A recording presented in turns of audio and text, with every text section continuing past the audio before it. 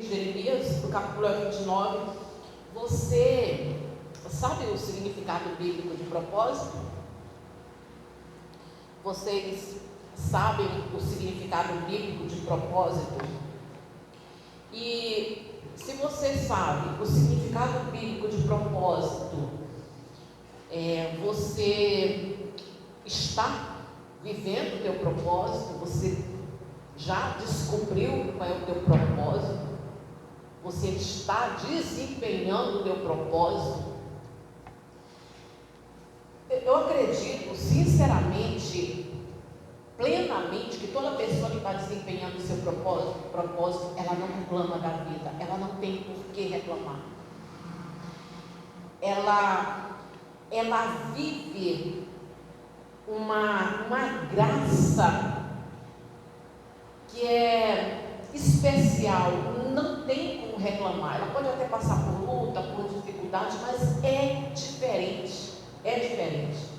Quando ela está vivendo o propósito dela, você já descobriu? A gente pega esse versículo tão conhecido, que é o versículo 11, que diz assim, de Jeremias 29.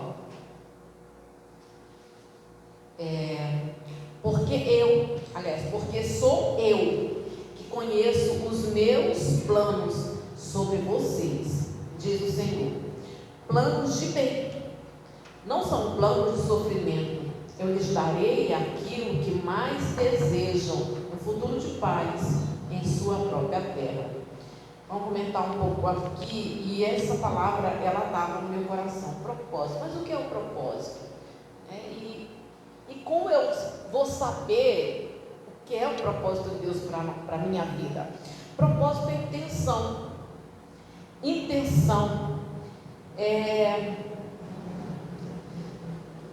Plano de Deus pode ser para a humanidade ou individual. E nessa noite eu nem quero falar do plano, do propósito, da intenção, do objetivo de Deus para a humanidade. Eu quero falar mesmo individual. Eu quero que o Espírito Santo ele venha trazer no teu coração, se você sabe o que é, se você dá a devida importância, porque é muito importante você entender e dar importância para o propósito, se você quer viver felicidade. Então é um objetivo individual para que cada pessoa viva para a glória de Deus, mas como foi dito no começo da frase, individual. Eu preciso viver para a glória de Deus, só que existe um projeto que é para mim, que eu devo desempenhar. E existe um plano para a tua vida, e são diferenciados, não são iguais, não são os mesmos e não são não são transferíveis. Não, eu não quero fazer, eu passo para outro, até porque eu vou te explicar melhor, né? Por que eu não posso passar para outra pessoa fazer? E como que eu vou saber qual o propósito de Deus para a minha vida? Para você saber, para você descobrir, você precisa buscar por atividades que trazem alegria e realização. E algumas pessoas lá no seu íntimo, ela sabe que ela tem um jeitinho para trabalhar com criança. A maioria das igrejas, eu posso garantir para vocês, a maioria das igrejas tem dificuldade na área da escolinha. É pela questão de pessoas que não têm paciência, é pela questão, às vezes, eu estou falando não só daqui, tá? Estou falando das experiências que eu já vivi. Já vi em algumas igrejas que eu passei, jovens, rapazes, que queriam estar ali um pouco, né, brincando entre aspas, com as crianças, falando da palavra de Deus de uma forma mais leve. Eles queriam estar ali, só que eles nunca eram bem vistos pelos pais. Eu volto a dizer, eu não estou falando daqui, eu estou falando em geral, tá? E algumas pessoas vão, mas não têm paciência, estão ali porque precisa fazer alguma coisa, se não fizer vão ser repreendidas, e desempenhar o seu propósito não é isso. E outras pessoas até sente, né, lá no íntimo, aquela vontade de cuidar, de ensinar, mas ela não sabe se ela vai conseguir fazer direito, se aquilo que Deus tem para ela, se ela vai agradar a Deus ali, e se ela vai desempenhar com perfeição, ela não sabe. E aí está um grande erro. Na dúvida, faça, porque mesmo você fazendo com suas dificuldades e na sua fragilidade, dúvida, meu Deus, eu não sei, eu estou tão insegura, mesmo na sua insegurança, é muito melhor fazer do que não fazer nada, porque o não fazer nada é perigo de condenação eterna, e eu não estou exagerando, tá? É perigo de condenação eterna, porque quem não serve, não serve. Quem não serve é como uma palha que se junta e só serve para o fogo. Nem quero falar dos personagens, mas você pode trazer a tua memória, porque senão demora. Eu não quero demorar, quero me dedicar um pouco mais na Santa Ceia. Mas traz a memória que Deus teve um propósito, um chamado na vida de Moisés. Não estava sentindo pronto, não estava sentindo preparado, teve crises, achou que ele não servia para aquilo dali, mas enfim, ele obedeceu. E Davi, e propósito na vida de Davi foi excelente, foi uma honra, foi um privilégio. E Davi, o que é mais importante, o que me chama mais atenção, é que Davi teve esse entendimento da importância do propósito de Deus na vida dele. Tanto ele quanto Salomão, ele entendeu que o povo não era dele e que aquela honra era muito grande, que aquele chamado, que aquele trabalho que o Senhor lhe deu, lhe confiou, era muito grande. É cuidar, é guiar, é liderar o povo do Senhor. Eles tiveram essa compreensão. E o chamado do apóstolo Paulo, né, levar a palavra de Deus a todos, especialmente aos gentios. E uma outra também, que fica até impossível a gente falar de propósito e não falar dela, do chamado dela. Alguém sabe do que eu estou falando? Fala de mulher assim, de propósito, de chamado. Irmãos, quem é que vem na cabeça da gente, se não é Maria? Chamado, um propósito bem arriscado, mas que ela confiou. Às vezes é difícil você confiar, às vezes é difícil porque você acha que você não está pronto, que você não sabe. É tanta insegurança, mas fica até impossível não ter insegurança, né? Fica impossível, e até é bom, porque quando você tem insegurança, você não tem essa autoconfiança prejudicial, você chega confiando não em si mesmo, mas confiando no Espírito Santo. Isso falo até por experiência própria. Então, até bom, aí a pessoa fica naquela dúvida, ela não sabe se ela vai conseguir. Quantas vezes eu não estou fazendo ao vivo, mas estou gravando para jogar no canal do YouTube. Quantas vezes eu fiz um ao vivo, medo de pagar um mico, porque hoje em dia já era, há muito tempo atrás a gente pagava mico, irmãos, e só quem estava ali que via. Hoje em dia roda o mundo, não digo nem a cidade, é o mundo.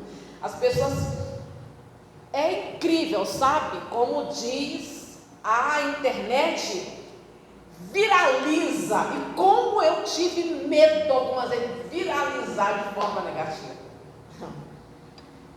E a gente tem insegurança, não tem como, a gente tem insegurança, mas apesar de toda a sua insegurança, o risco de não fazer nada é muito pior, é perigo de inferno. E o chamado, esse propósito, esse chamado que Deus ele fala que Ele sabe o que Ele tem para mim, Ele conhece, é Ele que sabe. E muitas das vezes eu não sei, mas Ele sabe qual é o chamado dele para a minha vida. Ele sabe qual é o chamado que Ele tem para a tua vida. Ele sabe qual é o propósito.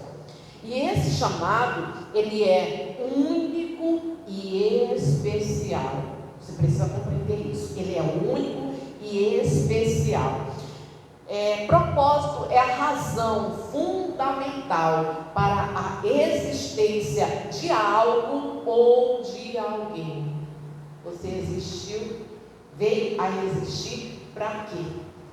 Para quê?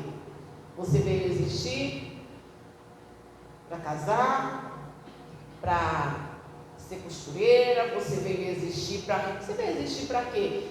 Existe algo que Deus tem de especial para desempenhar através dos teus dons e talentos,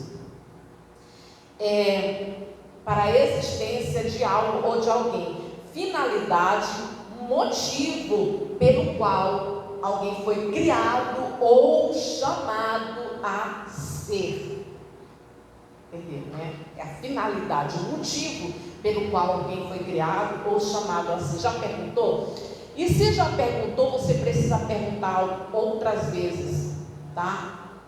Eu acredito que todo mundo que está aqui já perguntou, mas se você já perguntou, volte a perguntar. O que o Senhor quer de mim? O que o Senhor tem para mim? Aonde o Senhor quer me usar para a glória dele? Aonde o Senhor quer? Pergunte para ele qual é o chamado dele para a tua vida. E quando você começar a desempenhar alguma coisa, você desempenha até você chegar a entender. Às vezes você vai dizer assim, não é aqui. Por que você vai chegar a essa conclusão? Não é aqui. Porque você começou, porque você desempenhou, porque você está buscando e descobriu. Não é aqui. Por que não é aqui? Porque não há uma realização. Eu sinto que não é aqui, eu sinto que eu não estou inteiro, mas você está desempenhando. Nisso você já está buscando o propósito de Deus para a tua vida. Nisto você já está buscando ser abençoado, já está buscando ser realizado e feliz. E vai acabar chegando aonde realmente Deus ele quer usar a tua vida. E o que não pode é quando você sentir no coração que é ali o teu propósito, ali o teu chamado, jamais pensar em fugir. Parece uma coisa absurda, irmão, mas não é. Existem situações na nossa vida que só quem já passou sabe que às vezes dá vontade de fugir. Eu me lembro de um amigo meu, há anos atrás, que ele recebeu um chamado para pastorear. E lá na igreja chamaram ele, que era para ele ir, ele seria, como se diz, ele seria discipulado, iriam ensinar ele e ele iria pastorear. Não, você sabe o que ele fez? Ele deu uma fugida rápida e casou. Sem falar para ninguém, ele botou na cabeça dele, sozinho eu não vou. Porque se eu for, só Deus sabe quando vão me liberar para casar, porque tem toda a burocracia, tem que pedir, tem que orar, não sei o quê. Irmãos, ele diz assim, eu quero, mas eu não quero sozinho não. Ele deu uma fugida rápida e casou. E depois ele acabou indo, né? Na verdade, eu nem sei como é que ele está hoje, eu não sei se realmente ele nunca se arrependeu daquilo que ele fez, mas às vezes não é do jeito que você quer. Tem um chamado, esse que eu falei para você, é um exemplo. Tem um chamado, mas não é assim que você queria, não é assim, não é dessa forma. Um exemplo disso é alguém que é uma pessoa de Deus, uma pessoa chamada por Deus, com um propósito de Deus, que, lógico, você já entende de quem eu estou falando, que teve um propósito para a vida dele, em especial para ele desempenhar, e ele não queria, porque não era daquela forma, porque não era onde ele queria, porque o propósito que Deus tinha para a vida dele, era para ele ajudar quem ele achava que não merecia ser ajudado. Olha, você já sabe que eu estou falando de Jonas. Que o propósito de Deus era que ele fosse até os inimigos dele, até pessoas que ele achava que não merecia misericórdia, porque ele, apesar de homem de Deus, estava sendo egoísta. A preocupação dele era com ele e com o povo de Israel, mas aquele povo lá era inimigo. Então, quando Deus fala para ele e para Nínive, ele já conhecia, olha que maravilha, irmãos, ele conhecia o Senhor, maravilhoso. E olha o lado negativo, porque tem muita gente que é Jonas. Para mim, de toda, é lógico que eu estou falando individual, para mim, Suzana, de toda a história de Jonas, o ponto principal de ensinamento é a misericórdia, porque Jonas era um homem de Deus, ele conhecia a Deus, tinha intimidade com Deus, conversava com Deus, falava com Deus, tinha tudo, mas faltava misericórdia. E muitas das vezes nós estamos preocupados com tanta coisa, estamos preocupados às vezes com imagem, estamos preocupados com chamado, com cargo, com título, com tantas coisas, como somos vistos, tantas coisas, e a gente está deixando de lado a misericórdia. Jonas, ele não se importava com questão de misericórdia. Esse era uma falta gravíssima na vida de Jonas, e Deus precisava ensinar para ele a respeito da misericórdia. Não era exatamente como ele queria. Deus queria de uma forma e Jonas queria de outra. Vai que alguém também está me ouvindo aqui ou vai ouvir essa mensagem, não é bem assim que quer, ou não é ali que quer.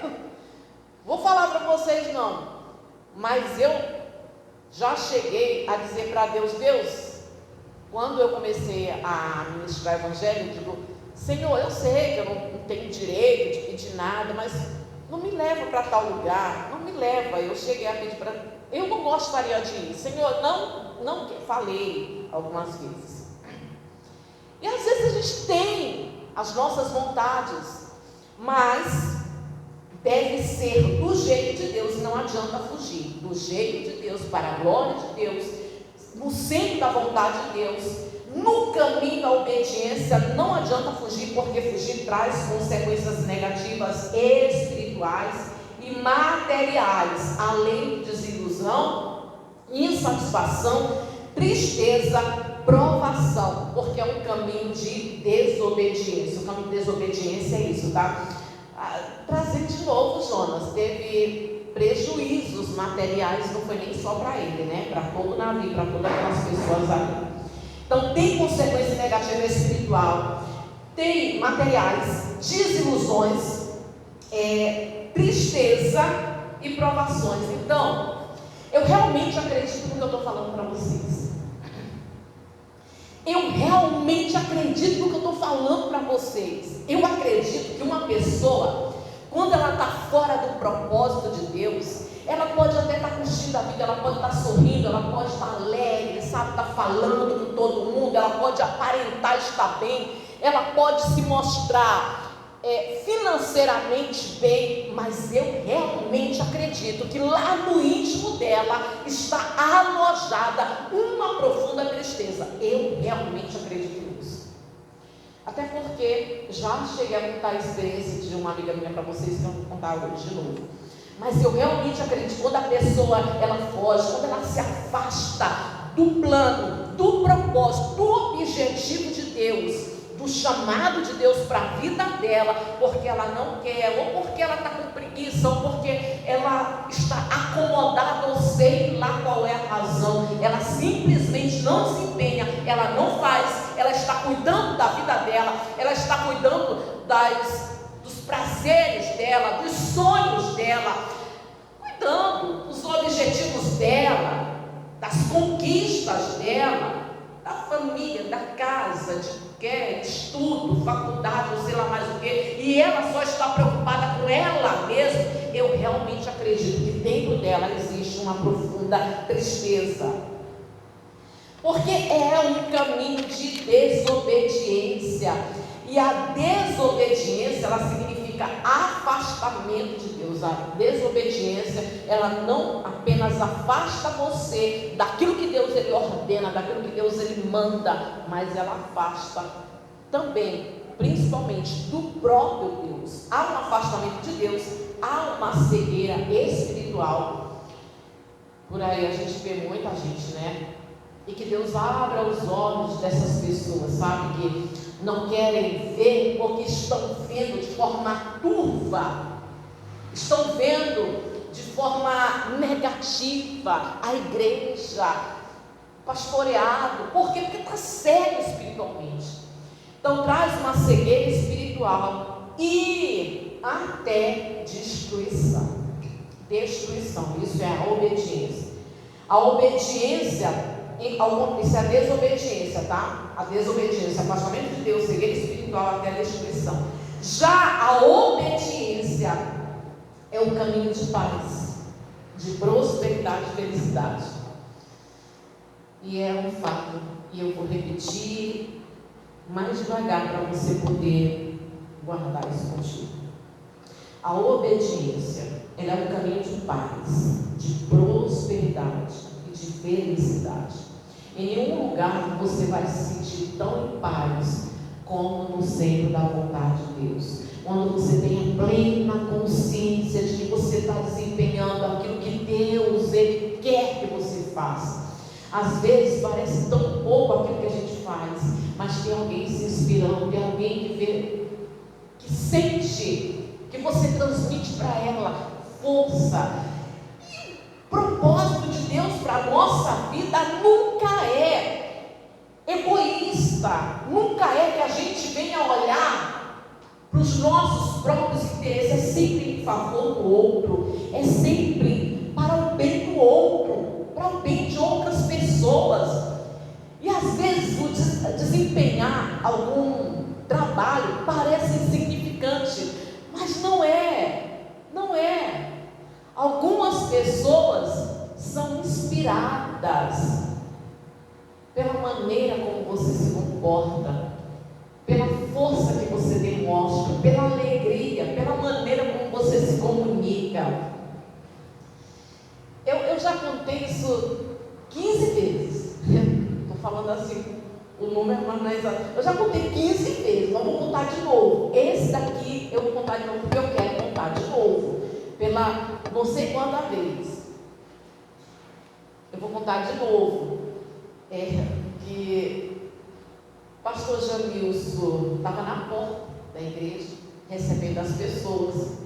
E chegou um homem e ele recebendo várias pessoas.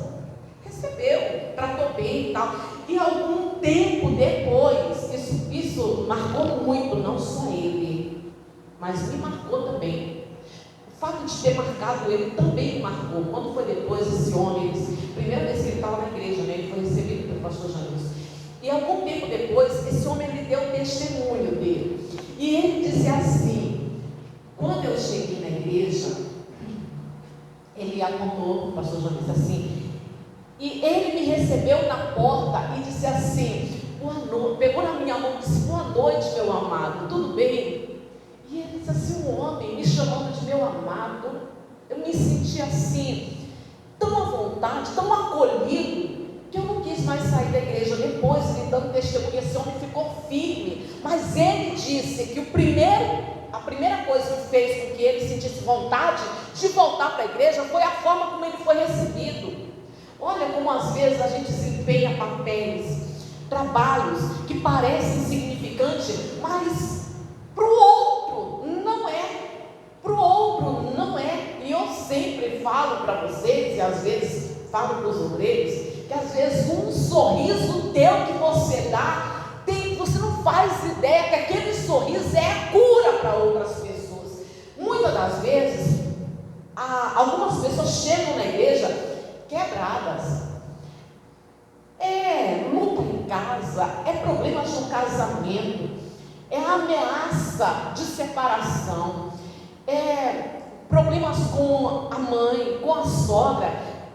Irmãos, são N coisas que acontecem, N tribulações que a pessoa enfrenta lá fora, e às vezes ela vem na igreja, sabe, pela misericórdia de Deus. Mas quando ela chega, ela é bem tratada, ela é bem recebida, ela recebe um sorriso, ela recebe um abraço, ela vê a alegria, um testemunho. Tudo isso nos ajuda, nos estimula a continuarmos. E a gente precisa entender que quando a gente está de pé, a graça não é só para a gente, é Deus nos usando para abençoar outras pessoas. Amém, Jesus?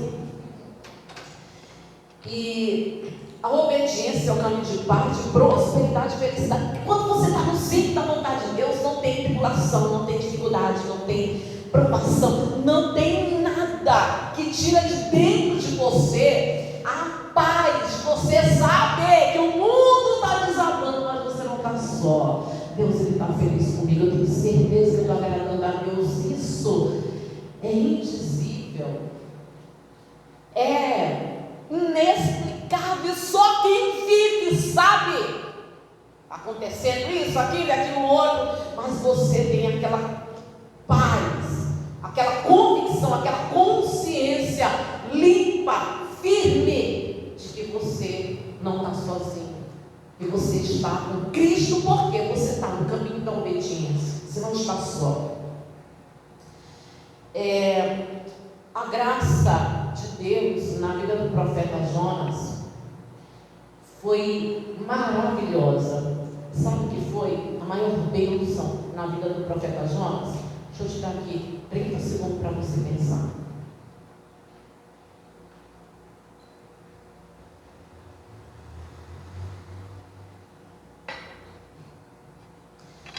A maior bênção na vida de Jonas, a maior bênção que Deus deu para Jonas, foi conduzi-lo ao arrependimento e trazê-lo para cumprir o seu chamado.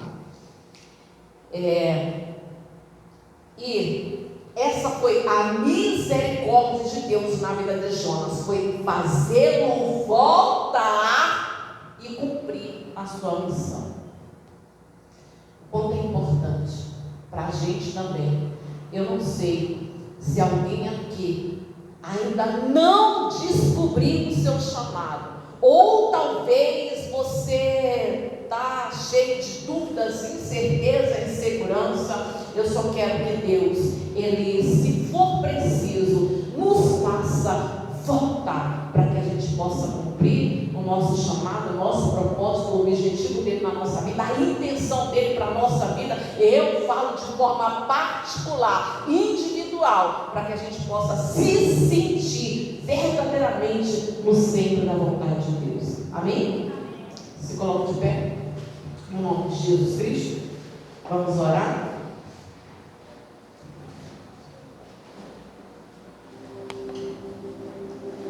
Louvado seja Deus.